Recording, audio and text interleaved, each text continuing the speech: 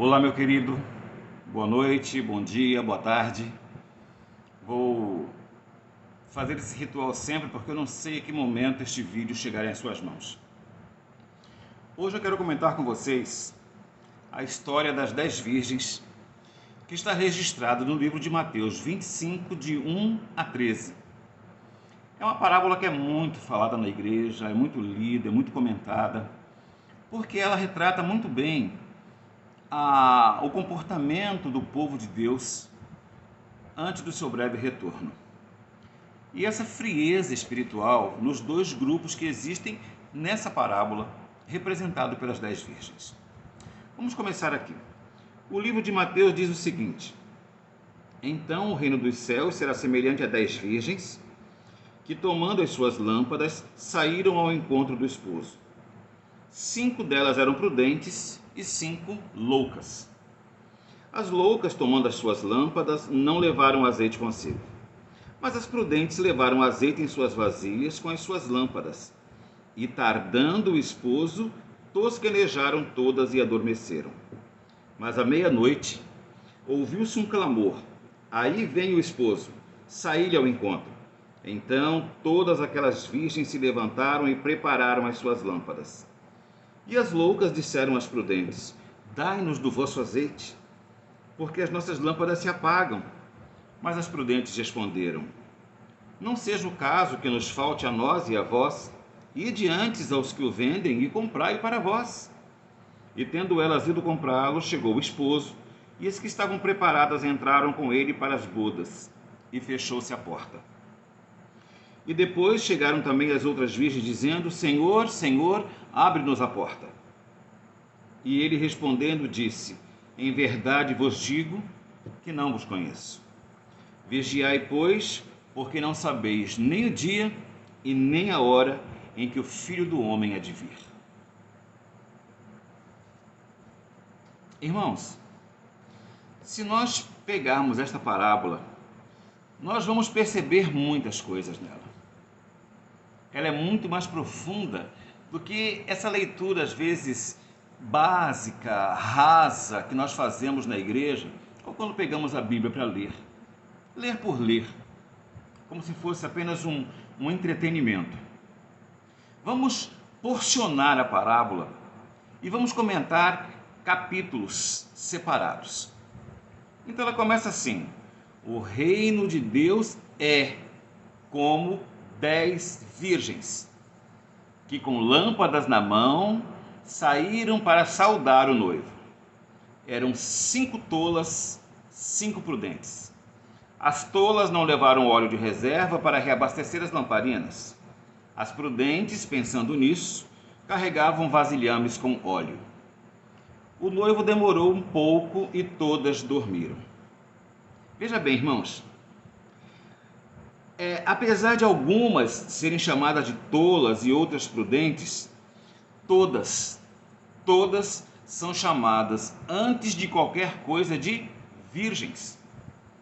O que nos mostra a ideia de que para Deus todas possuem a mesma capacidade, a mesma possibilidade de salvação. Para Deus não existe os mais salvos e os menos salvos. Não existem os mais capacitados e os menos capacitados. Em Deus, todos estão sob a mesma carência de graça. Em Jesus, todos os humanos precisam da mesma graça acolhedora, da mesma fé, do mesmo amor. Portanto, pare de achar que você é melhor do que o seu vizinho, porque ele é católico ou porque ele é praticante de uma outra religião. Jesus é a luz que, vindo ao mundo, iluminou a todos. Então a parábola das virgens, ela é muito mais do que nós lemos no dia a dia. Ninguém é melhor do que ninguém. A Bíblia diz que todos pecaram e todos carecem da glória de Deus. Quanto mais santa a pessoa se sente, mais pecadora ela é. É só lembrarmos do homem que foi ao templo e disse a Deus, a Jesus, que tivesse piedade dele, porque ele era impuro, ele era indigno até de levantar a cabeça para olhar para o céu. E o outro batia no peito e dizia: eu não sou como esse publicano. E o que a parábola diz? Qual dos dois voltou para casa justificado? Continuando. E lá diz assim: e o noivo demorou um pouco. Agora veja bem, irmãos, a demora do noivo é proposital.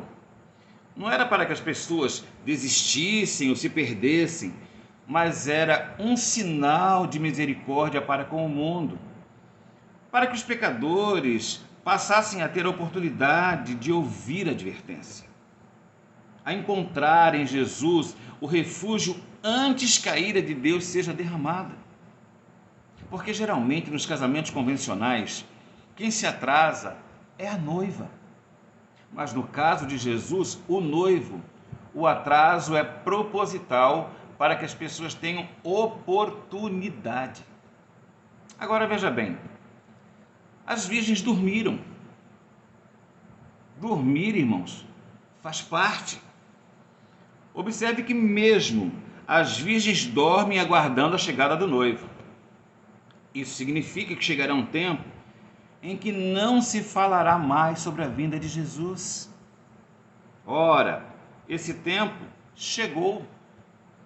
Há quanto tempo você não sai no seu quintal, não sai na frente da sua casa, não olha para o céu com a esperança de que ele se rasgue e você contemple Jesus voltando com poder e grande glória? O que Jesus está dizendo é que todos nós estamos sujeitos a essa desesperança em relação à sua vinda. E isso é resultado de um fenômeno chamado cansaço. Mas o cristão se cansa. Todos nós nos cansamos da injustiça. Você se cansa de apanhar da vida. Você se cansa de ver tanta corrupção. Você se cansa de ver tanta violência. Você se cansa de nada dar certo para você. Você se cansa da vida. Cansar é natural. É assim com o cenário das 10 virgens e elas adormecem. O cenário da vida nos faz perder a esperança. E na justiça humana e faz parecer que a vinda de Jesus é demorada. Porque a justiça do homem é falha. E às vezes ela não vem. E quando vem, vem incompleta. E dá-nos essa sensação de que Jesus está de fato demorando. E de que nós não vamos conseguir. O que faz com que as virgens prudentes estejam preparadas é a manutenção da esperança. Ou seja, o que faz as prudentes não é a prudência, já que todas elas adormeceram, mas a manutenção da esperança. E veja bem, irmãos, esperar não é ficar estático. Esperar é continuar trabalhando, alimentando a esperança. Na vida, a esperança, por exemplo, pode ser comparada a um azeite que faz manter a chama acesa. Manter a esperança da volta de Jesus implica em não ter medo do cenário apocalíptico que tem se formado ao nosso redor. Manter a esperança é acreditar que a noite pode ser sombria, mas que o sol da justiça em breve desfará toda essa escuridão. Agora veja bem, irmãos, no meio da noite, alguém gritou: ele está aqui, o noivo está aqui, saiam para recebê-lo. No meio da noite. Essa noite, irmãos, é a escuridão espiritual, a hora mais tenebrosa. Grandes trevas espirituais cobrirão a terra nos últimos dias. A apostasia fazendo vítimas fatais. Os púlpitos da igreja se transformando em grandes balcões de negócios. A humanidade carecendo de um lado para o outro, querendo a terça-feira do milagre urgente, a quinta-feira da quebra de maldição, a fogueira santa, a sexta-feira da prosperidade. escândalos sexuais envolvendo pessoas do seio das igrejas, corrupção dos governantes, assaltos à luz do dia, assassinatos com requintes de crueldade, homens perversos, filhos destemidos, sem temor de Deus, juventude mandando nos pais, homens perversos, é a meia-noite do mundo. No relógio de Deus faltam poucos milésimos de segundos. Logo, logo ouviremos o grito: o noivo está aqui. E as 10 virgens saíram com suas lâmpadas. As virgens tolas disseram às prudentes: nossas lamparinas estão se apagando, empreste-nos um pouco do seu óleo. Aí eu pergunto: nós podemos esperar que outra pessoa possa viver em nosso lugar um relacionamento com Deus? Alguém pode fazer isso por você? Não se pode. Não se pode esperar que outra pessoa faça aquilo que nós precisamos fazer. A relação com Deus é pessoal e intransferível. A ausência do óleo também pode ser entendida como um preparo superficial. Irmãos, amigos, nós não estamos dormindo no saguão de um aeroporto, a ponto de perdermos o voo e marcarmos outro.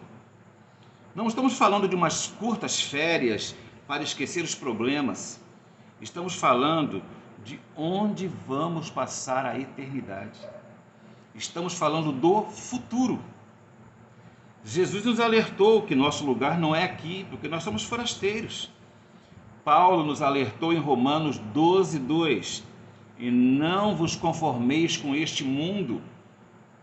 Ele não falava das coisas erradas e dizer: tem jeito, conformei. Ele disse para não nos amoldarmos, para não aceitar o modelo, o estilo de vida do mundo. Segundo Paulo, a amizade com o mundo é inimizade para com Deus. Todos quantos desejam que seu nome seja conservado no livro da vida devem agora, nos poucos dias de graça que restam, afligir a alma diante de Deus em tristeza pelo pecado e em arrependimento verdadeiro. Deve haver um exame de coração, profundo, fiel. O espírito leviano e frívolo, alimentado por tantos cristãos professos, deve ser deixado. A obra de preparação é uma obra individual. Não somos salvos em grupo.